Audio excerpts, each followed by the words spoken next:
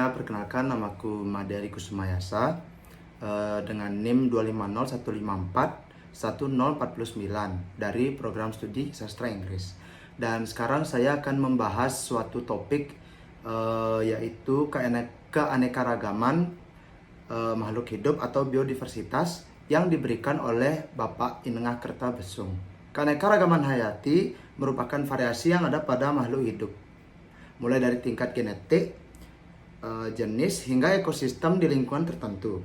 Contohnya ada keanekaragaman hewan, tumbuhan, bahkan mikroorganisme yang semuanya saling bergantung untuk menjaga keseimbangan alam. Keanekaragaman hayati ini diklasifikasikan melalui sistem taksonomi yang diperkenalkan oleh Carolus Linnaeus di abad ke-18, meliputi tingkatan kingdom, filum, kelas, ordo, familia, genus, dan spesies.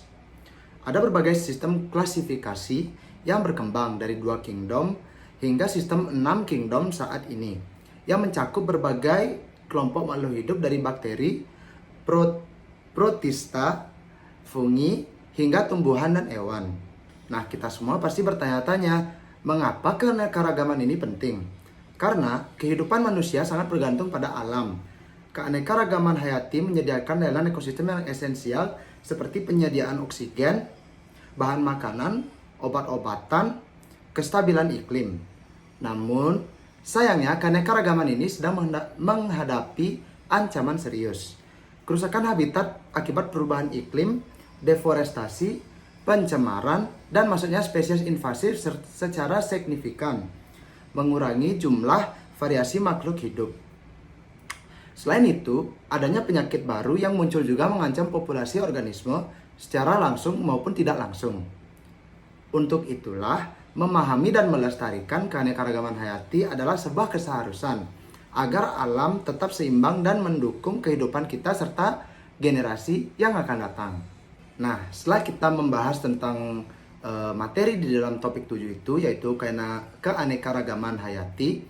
Nah, sekarang kita akan membahas sebuah contoh kasus nyata yang menunjukkan betapa kritisnya masalah ini, yaitu kepunahan 21 spesies di Amerika Serikat pada tahun 2023. Nah, latar belakangnya, banyak dari spesies tersebut kehilangan habitat alaminya karena pembangunan, perubahan penggunaan lahan, dan gangguan lain seperti spesies invasif, serta penyakit.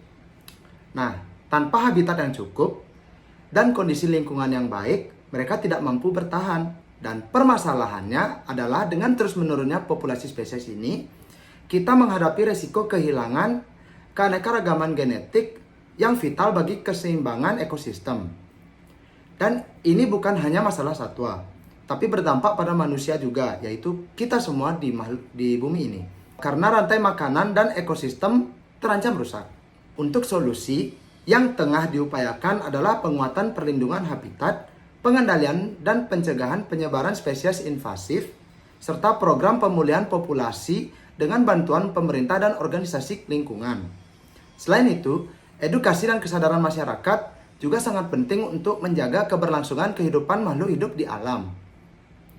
Dari kasus ini, kita bisa mengambil kesimpulan bahwa tanpa tindakan nyata dan kolaborasi lintas sektor, keanekaragaman hayati akan terus menurun dan mengancam masa depan kita semua.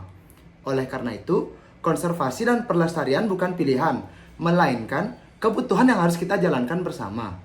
Dan itu semua, demikian pembahasan kita hari ini tentang keanekaragaman makhluk hidup dan contoh nyata kepunahan spesies di Amerika Serikat. Semoga kita semua semakin sadar dan peduli terhadap pentingnya melindungi alam sekitar kita demi kelangsungan hidup yang harmonis. Terima kasih banyak semua sudah menyimak. Sampai jumpa di pembahasan berikutnya. Om Santi Santi Santi Om.